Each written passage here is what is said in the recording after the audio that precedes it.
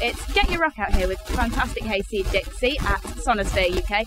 Guys, how excited are you about tonight? Oh, stoked as hell. Hell yeah. I'm getting really excited.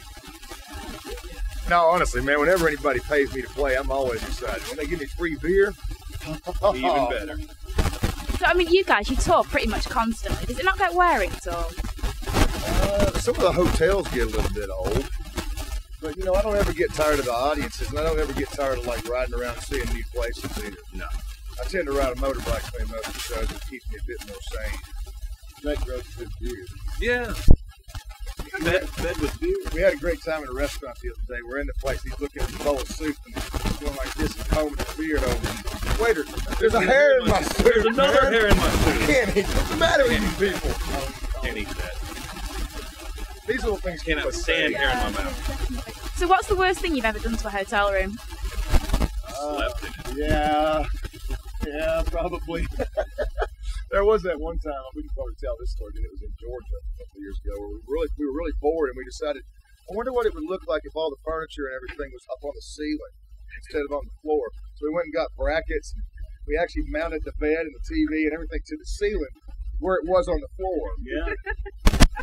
But that's nothing like what Johnny Cash and them guys used to do. Man, They would paint it They used black. to paint the whole room black. The carpet, the ceiling, they'd sit up in there all high on crank and just paint everything. Astonishing. Fantastic. And you guys, you just released a new album. Why don't you tell us a bit more about that? Yeah, you must mean the Sergeant Monstricki Club band. The one that's in yeah. Norwegian. Well, see, about 10 years ago, we decided that we have to actually get these things. Most people will have these ideas, and then the next morning they come man, to that it was and say, stupid. I said, No, no. it's not stupid. We decided, no, in vino veritas, and we're going to actually do these things when they come to us. Now, I will say, at about 4:30 in the morning at the Yelm Street Rock Cafe in Oslo, Norway, it seemed like a really good idea at It the was an time. excellent idea at the time. Once we got into actually trying to sing the stuff, we thought maybe we bit off a bit more than we could chew here. But, you know, being committed and personally committed, Tenacious. through, Yeah. decided we'd go ahead and make this record. So it's done, and now I think we got to go play it. So Yeah. that means we got to actually learn the songs. Now, tell me, how much do you actually trust your translators? Yeah, they could have you singing all kinds of things you don't want to be singing. That's true. Well, yeah, but I cross-referenced it against. I mean, I can actually read a bit of Norwegian now that I've had to learn a bit of it to sing it. I can't really speak it, but I've learned enough of the words to be able to kind of make sense of what I'm singing. I can't just memorize phonetics. I have to know what I'm saying, or else I can't remember the words. Or at least think you know what you're saying? Well, yeah. I mean, Google Translator has no agenda. Oh, yeah. I mean, it doesn't always get it right, but it gets it close enough for you to check and see if somebody's taking the piss out of it. Yeah, it's a very fair point. And so, I mean, tonight, you know, so you're going to be playing a bit off the new album. We can expect some classics, yes? Oh, yeah, sure. No, absolutely, yeah. I've always hated when a band says, hey, here's our new record. Here's one great hit from back in the past.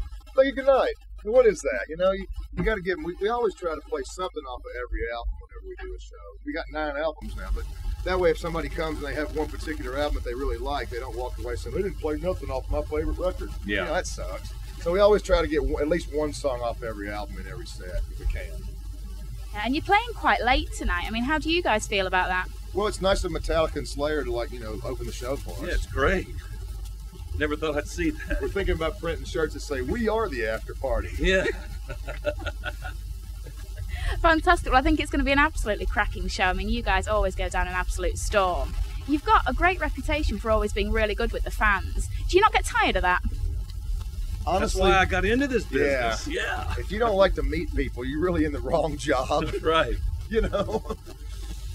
Good. So you never think you're going to turn into one of these bands that just turns up, does a show, and pisses off without saying hello to anybody ever? What a lonely existence. I mean, we have done shows like that when we had no choice. Like, you know, sometimes big festivals like this, if you have somewhere to play the next day, you don't really have an opportunity to go mingle with people.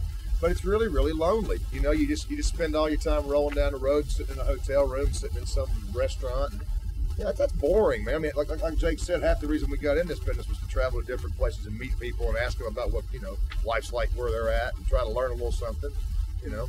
Drink all their favorite liquors. Yeah, try to pick up some of their women when they're not watching. Married women are the best. See, when you're a married man, you got to make sure you only hook up with a married woman. That's right. Preferably one who makes at least as much, whose husband makes at least as much money as you do, right? Which in our case ain't necessarily that hard.